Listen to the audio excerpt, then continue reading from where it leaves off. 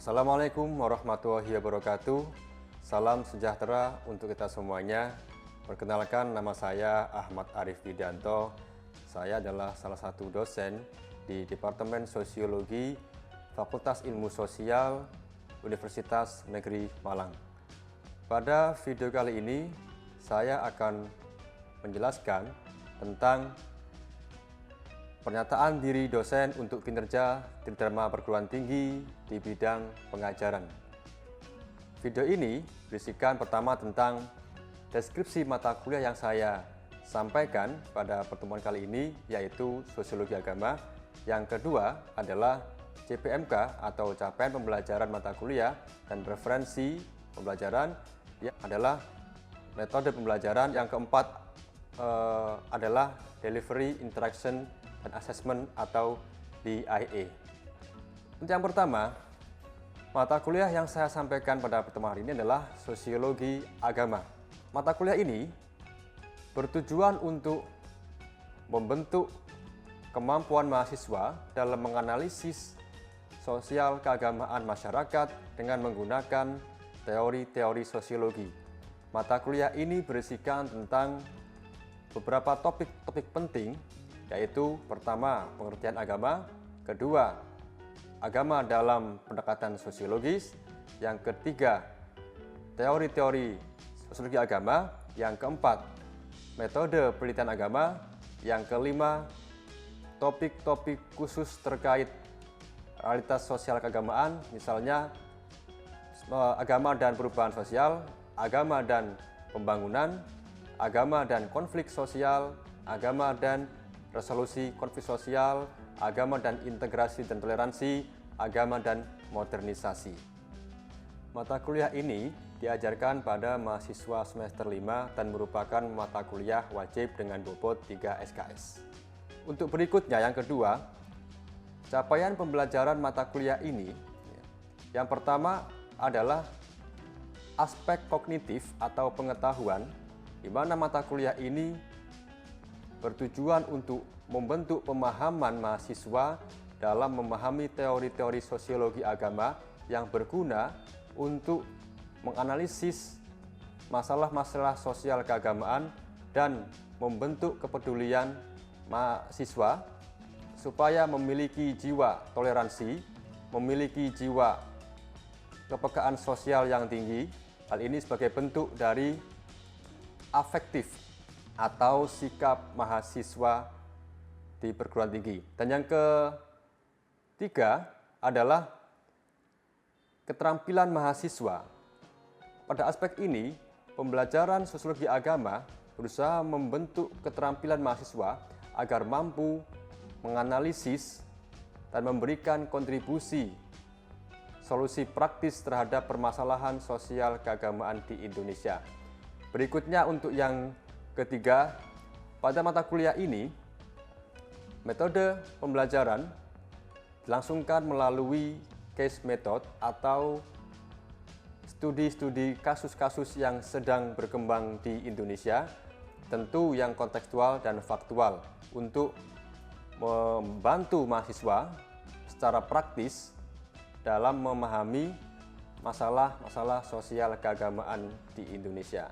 Harapannya adalah dengan metode ini, mahasiswa mampu secara praktis menganalisis kondisi-kondisi sosial keagamaan di Indonesia. Dan yang keempat adalah Delivery, Interaction, dan Assessment atau DIA. Delivery atau penyampaian atau proses pembelajaran di kelas pada mata kuliah ini dilakukan secara hibrid, yaitu menggunakan tatap muka secara langsung di kelas, pertemuan dilaksanakan di kelas secara langsung, dan juga memanfaatkan Learning Management System atau LMS yang disebut sebagai SIPEJAR, di mana pada SIPEJAR materi-materi dan proses perkuliahan juga direkam di media dan juga di LMS. Dan berikutnya adalah interaction. Interaksi dalam pembelajaran ini dilakukan secara interaktif, komunikatif, dan partisipatif, di mana mahasiswa sebagai pusat pembelajaran sehingga interaksi lebih menekankan partisipasi aktif mahasiswa dalam diskusi dan mengerjakan proyek ataupun case-case metode lainnya. Dan yang berikutnya adalah asesmen atau penilaian. Pada pembelajaran kali ini, penilaian dilakukan dengan menilai hasil kegiatan pembelajaran di kelas berupa review, catatan dari diskusi, kemudian juga ada soal-soal pertanyaan yang harus dikerjakan secara online di Sipejar. Berikutnya, mari kita simak video proses pembelajaran di kelas mata kuliah Sosiologi Agama. Assalamualaikum warahmatullahi wabarakatuh. Waalaikumsalam warahmatullahi wabarakatuh. Selamat siang semuanya. Siang. Gimana kabar, sehat semua ya? Sehat. Oke. Hari ini ada yang nggak masuk ataupun sakit atau apa, izin? Ada. Siapa? Amin. Kemana dia? Izin. Terus apa lagi? Adit. Oke. Sakit ya? Oke, nanti akan saya masukkan ke presensi ya. 2 orang itu ya. Ada sakit silakan dikunjungi, dijenguk. Ya, barangkali butuh bantuan. Oke? Oke, hari ini siap belajar ya? Siap. Oke, siap belajar. Sebelum kita mulai, kita berdoa dulu. Semoga apa yang kita pelajari hari ini nanti menjadi manfaat dan berkah bagi kita semuanya. Amin. Berdoa, mulai. Selesai. Nah, pertemuan sebelumnya kita sudah membahas ya, tentang agama, ya kan? Tentang agama. Coba kemarin definisi agama. Ya, pada pertemuan ke-1 kemarin. Ada yang mau komentar? Ya. Kepercayaan yang keras ya, biar kita juga semua dengar. Apalagi? Keyakinan, apalagi? Pedoman. Terus? Apalagi? Saya tulis ya. Ya, nanti kita kemarin sudah membahas tentang definisi awal ya, dasar dari agama. Yang pertama definisinya apa kemarin? Kepercayaan. Terus? Keyakinan. Terus? Pedoman. Oke, ada tiga aspek ya yang kita pelajari kemarin. Nah, hari ini, pada pertemuan kali ini, kita akan belajar tentang agama dalam perspektif sosiologi atau dalam pendekatan sosiologi. Seperti yang kita lihat di sini, ini adalah rujukan-rujukan yang bisa kita gunakan untuk belajar tentang pendekatan sosiologi dalam menganalisis atau mengkaji agama. Oke? Nah, tujuan pembelajaran kita hari ini ya, adalah yang pertama, untuk memahami konsep dan teori-teori sosiologi agama, ya kan? Serta pendekatan dalam menganalisis praktik dan pola dari keagamaan di masyarakat. Oke. Kemudian, aspek sikap ya, atau afektif, kita bisa memiliki rasa toleransi, kepekaan sosial, dan tanggung jawab untuk melakukan intervensi dan penyelesaian terhadap permasalahan sosial keagamaan. Oke. Nah, terkait dengan aspek keterampilan, ya, kita bisa atau mampu untuk menerapkan prinsip sosiologi, teori sosiologi, ya, untuk menganalisis permasalahan sosial keagamaan, khususnya tentang konflik, intoleransi, kemudian radikalisme, gitu kan, atau mungkin kelas-kelas sosial keagamaan di Indonesia. Oke. Itu hari ini ya. Sudah siap ya? Nah, kita kembali ke materi sekarang. Ya, silakan dilihat ini. Ini gambar apa ini? Nah, mana? Simbol agama. Simbol agama. Mana yang menunjukkan simbol agama? Salib. Masjid. Patung Buddha. Terus? Masjid ada bintang. Kalau bintang itu apa itu? Ayo. Yahudi. Terus? Apa lagi?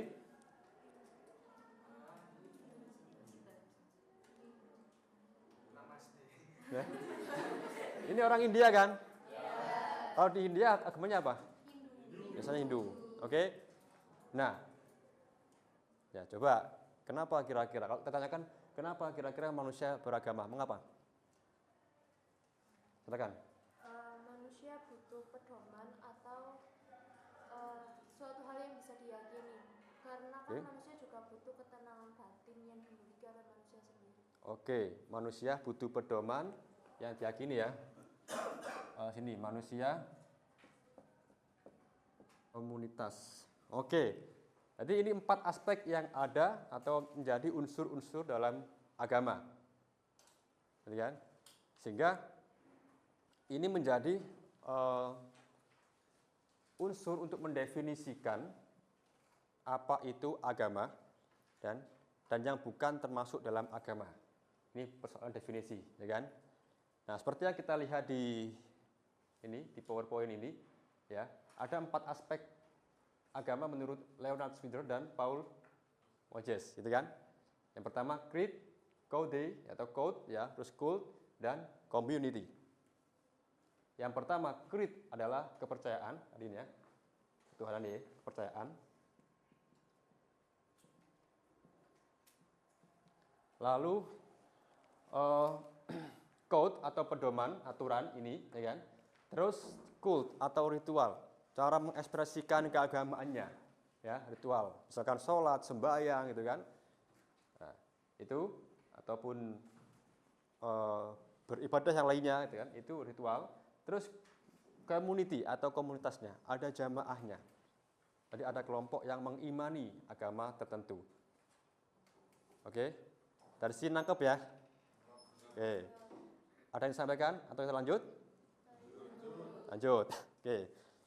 Nah, dalam sosiologis, para tokoh sosiologi memberikan definisi agama yang beragam, tergantung dari paradigmanya. Ya, bagaimana dia menggunakan sudut pandangnya. Oke, seperti yang kita tahu bahwa dalam sosiologi ada 3 paradigma besar, ya. Yang pertama adalah fakta sosial, terus definisi sosial, terus perilaku, ya kan ya, perilaku sosial. Itu 3 paradigma sosiologi yang paling besar ya, yang mempengaruhi cara berpikir, teori ya, sosiologi. Nah, seperti yang kita lihat di sini, ini adalah tokoh, ya, ada 4 tokoh besar di sini. Ya, yang pertama ada Emil Durkheim, ada Max Weber, ada Karl Marx dan Talcott Parsons. Gitu kan? Nah, mereka memiliki pemikiran khas terkait dalam agama. Terus berikutnya itu gambar Karl Marx ya. Dia mengatakan bahwa religion is the opium of the masses. Jadi agama adalah candu bagi masyarakat. Ada yang tahu maksudnya apa? Kenapa kok dinamakan agama adalah candu? Kenapa? Ada yang tahu? Silakan. Ketika orang itu dikasih rasa bahagia, dia akan lupa dengan agamanya. Tapi ketika dia diberi kekecewaan, kesedihan, dia akan kembali lagi pada agamanya atau Tuhannya. Oke. Kasih plus. Jadi candu itu kan dia bikin lupa, bikin happy ya. Ya senang, gitu kan.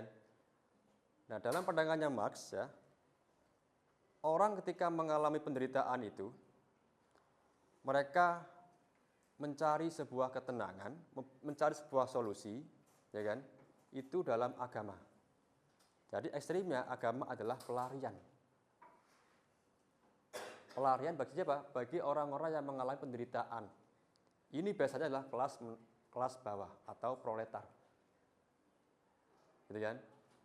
Nah, agama sebagai candu, agama itu dia melupakan penderitaan itu sehingga kesadaran untuk perjuangan kelas bagi kelompok-kelompok proletar itu tidak berkembang.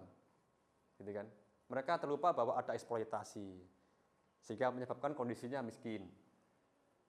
Karena mereka berharap pada agama-agama untuk menyelesaikan hidupnya sehingga itu terbentuk sikap kritis. Bahkan sebaliknya terbentuk sikap fatalistik. Gitu kan? Apa fungsi agama kira-kira? Ada yang mau berpendapat? Fungsi agama bagi masyarakat apa? Yuk. Apa fungsinya?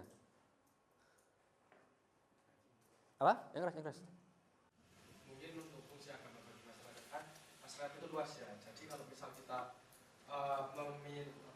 mempunyai agama atau memeluk agama itu dalam kehidupannya itu bisa teratur atau lebih tenang dalam bermasyarakat, terus bersosialisasi dan sebagainya.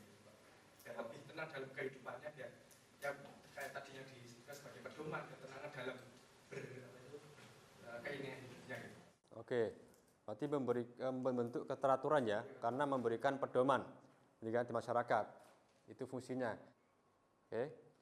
Nah, kira-kira kalau saya tanyakan, masalah mana yang sering muncul di masyarakat terkait dengan sosiologi agama? Proses sosial. Lagi? Politik. Terus? Penyimpangan. Terus? Stratifikasi. Apa lagi? Keluarga. Iya. Keluarga bisa ya.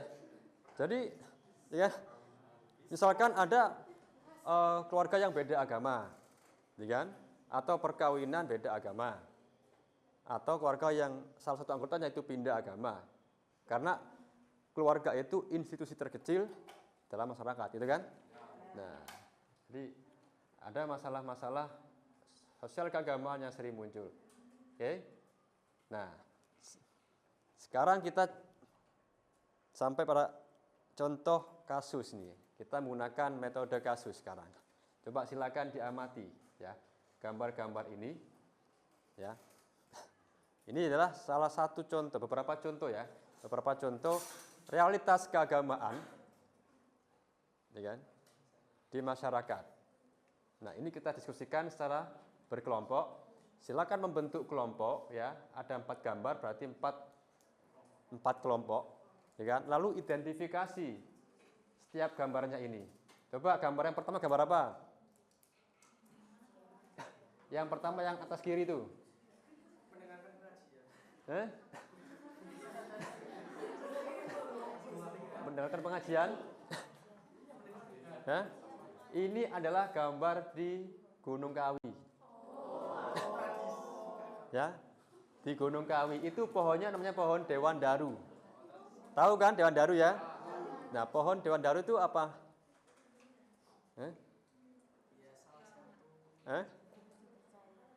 Percaya kenapa? Iya, yang dipercaya mungkin memberi rezeki. Jadi siapa yang kejatuhan maka akan mendapat rezeki, gitu kan? Itu kepercayaannya. Oke. Terus itu yang kedua adalah yang ini ya, gambar selamatan. Yang ini ziarah. Yang ini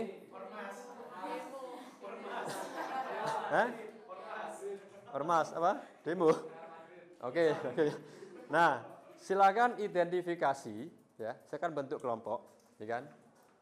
Deskripsikan gambar ini. Ya, poin-poin yang dideskripsikan adalah 1. Oke. Aktivitas ya. Dalam gambar. Ini aktivitas sosial itu ya. Terus yang kedua adalah terkait alasan atau penyebab ya, atau motif ya. Alasan atau motif mengapa mereka melakukan aktivitas itu. Terus yang ketiga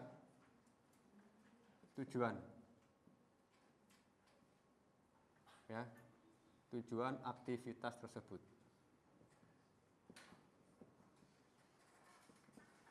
Oke, siap ya. Nah, kita sekarang bentuk kelompok secara melingkar, tinggal berhadapan aja. Ya, seperti ini, kayak biasanya.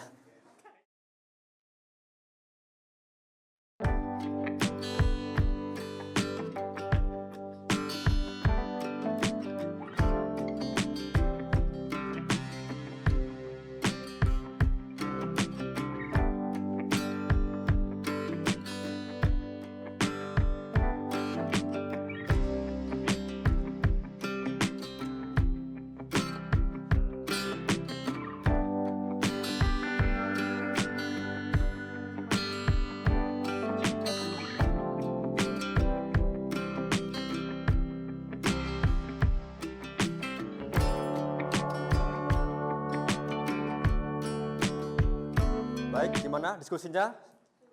Sudah selesai? Berarti sudah siap untuk mempresentasikan hasilnya ya? Sudah siap. Oke, kita mulai presentasi dari kelompok 1. Sini dulu, silakan perwakilan 1 untuk mempresentasikan secara singkat dan jelas. Silakan berdiri.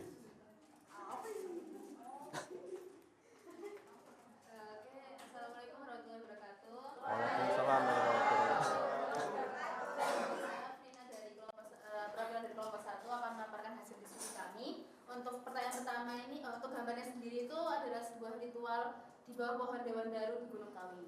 Untuk aktivitasnya dalam gambar tersebut itu ada orang-orang, istilahnya aktivitasnya adalah ritual berupa bersemedi selama 3 hari untuk menunggu kejatuhan ranting, daun, kalau enggak buah dari pohon Dewan Daru itu sendiri. Nah, alasannya kenapa? Karena pohon Dewan Daru ini dipercaya membawa keberuntungan. Ketika nanti daun yang jatuh dipercaya akan membawa rezeki. Kemudian jika nanti buahnya yang jatuh itu akan dipercaya membawa rezeki yang lebih besar daripada daun yang jatuh itu. Kemudian setelah itu untuk tujuannya sendiri, untuk tujuannya adalah mengharap keselamatan, kesuksesan, jabatan, kelancaran rezeki, dan mendoakan dua tokoh besar yaitu Eyang Jonggo dan Eyang Raden Mas Imam Sujono. Mungkin itu saja hasil dari diskusi kami. Terima kasih. Wassalamualaikum warahmatullahi wabarakatuh. Assalamualaikum warahmatullahi wabarakatuh. Kasih aplaus. Oke, berikutnya kelompok yang kedua. Silakan perwakilan menjelaskan temuan diskusinya.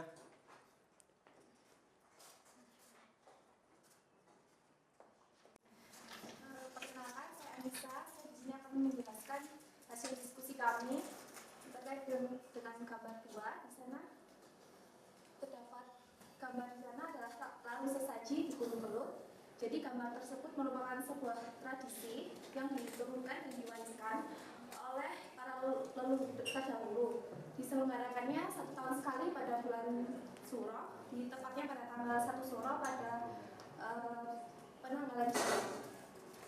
Lalu apa sih alasan atau motif dari diadakannya lalu sesaji di Gunung Kelut tersebut? Yang pertama adalah sebagai bentuk rasa syukur dan pada Tuhan atas hasil pertanian yang melimpah. Yang kedua adalah bentuk hormat kepada penguasa Gunung Kelut. Dan yang ketiga adalah menolak bala atas sumpah Lembah Suro yang merasa ditipu oleh Dewi Kalisuci. Dan yang terakhir adalah sebagai simbol menyatunya alam semesta. Lalu yang terakhir, tujuan aktivitas dari larung sesaji di Gunung Kelut itu, yang pertama, untuk memperoleh hasil pertanian yang baik dan tidak ada rintangan untuk menjalankan segala aktivitas hidup. Dan yang terakhir adalah untuk melestarikan nilai-nilai luhur budaya bangsa. Sekian dari hasil diskusi dari kelompok 2. Oke, terima kasih. Kasih aplaus.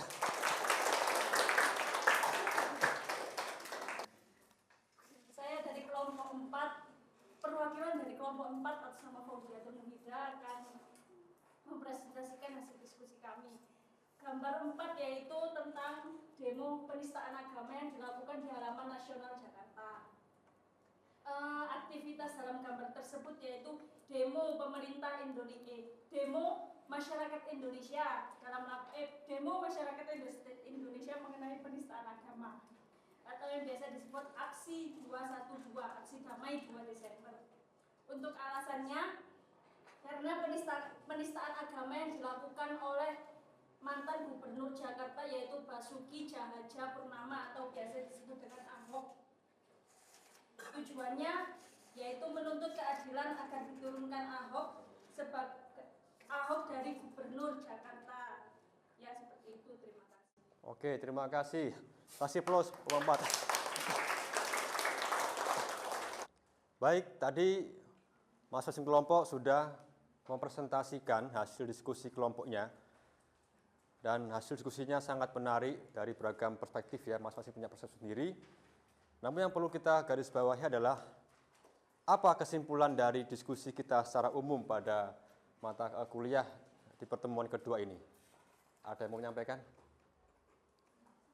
Terkait materi tentang pendekatan sosiologis dalam kajian agama. Ada? Yuk. Apa? Ayo, silakan. Terkait kesimpulannya itu secara garis besarnya apa? Ya. Secara garis besar yang bisa saya ambil terkait sosiologi agama itu di mana bahwa agama merupakan salah satu pedoman yang bisa diyakini sebagai dari manusia sendiri, antara dia berkeinginan untuk mendapatkan lahir dan batinnya yang didapat dari rasa kepercayaan yang ia anut. Tapi dari adanya agama juga dapat menimbulkan suatu perpecahan apabila tidak bisa mengontrol atau tidak bisa mengurangi suatu hal yang negatif untuk mengurangi fanatisme sendiri. Untuk lesson learned yang saya dapatkan kalau juga dikaitkan dengan agama, sosiologi agama ya Pak, Ya. itu hubungannya dengan sesuai yang dikatakan oleh Max Weber itu sendiri, bahwa manusia itu melakukan agama itu berdasarkan dengan tindakan sosial sendiri, bahwa tindakannya itu memiliki makna tertentu di dalamnya. Ya kayak tadi dari gambar-gambar itu bahwa setiap apa yang dilakukan itu tujuannya untuk kebaikan dari manusia itu sendiri. Oke, mantap. Terima kasih. Baik, ya. Dari kesimpulan yang dirangkum teman-teman tadi, ya, dan refleksi yang kita bahas barusan, kita bisa mendapatkan sebuah kesimpulan, ya, bahwa agama itu memiliki makna dan memiliki korelasi dengan kehidupan masyarakat, ya, baik dari aspek struktur sosialnya, relasi sosial, dan interaksinya. Dari gambar-gambar yang kita diskusikan tadi, kita bisa belajar bahwa agama itu dapat mendorong tindakan manusia, ya kan, untuk ya, melakukan aktivitas ya, dengan berbagai macam tujuannya. Nah, lalu ya, dari diskusi kita kali ini kita bisa merefleksikan bahwa setiap tindakan manusia itu bisa berasal dari motivasi-motivasi agama, ya kan? Dan seringkali perbedaan-perbedaan agama itu juga satu sisi bisa memberikan warna atau corak untuk memperkuat persatuan, sisi lain juga bisa berdampak pada timbulnya gesekan-gesekan sosial yang berbasis pada keagamaan. Seperti yang kita lihat di gambar tadi, ada demonstrasi, gitu kan, yang menyuarakan pendapat, ya, yang berdasar pada nilai-nilai keagamaannya. Baik, tadi sudah mengerjakan diskusi ya bareng-bareng terkait dengan case method yang sudah saya sampaikan di PowerPoint tadi. Nah, setelah ini silakan mengumpulkan hasil diskusinya ya, rangkumannya itu per kelompok nanti sebagai bagian dari bahan penilaian atau asesmen pada pertemuan kita hari ini. Dan nanti juga kita teman-teman mahasiswa silakan mengerjakan soal, ada beberapa pertanyaan di Sipejar pada pertemuan kedua ya. Setelah ini silakan dilihat Sipejarnya, diakses. Pada pertemuan kedua silakan menjawab pertanyaan itu yang menjadi bagian dari penilaian juga pada pertemuan kita kali ini. Oke? Dari sini ada yang disampaikan? Ada pertanyaan? Kalau tidak ada kita bisa akhiri ya. Kita sampai jumpa di pertemuan berikutnya. Semoga bisa menjadi manfaat dan dapat diterapkan di masyarakat ya. Semoga ini menjadi pertemuan yang barokah. Oke. Terima kasih perhatiannya. Mohon maaf bila ada salah. Saya akhiri. Assalamualaikum warahmatullahi wabarakatuh. Selamat sore. Terima kasih.